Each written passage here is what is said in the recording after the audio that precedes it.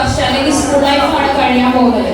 ഇനി അങ്ങോട്ട് നമ്മുടെ പല രൂപത്തിലായിട്ടും നമ്മൾ അത്യാവശ്യം സ്ട്രഗിൾ ചെയ്ത് തന്നെയാണ് പറഞ്ഞതാണ് എക്സാക്ട് ആയിട്ടുള്ള കാര്യം. ഇനിയാണ് നിങ്ങളുടെ ജീവിതം തുടങ്ങുന്നത്.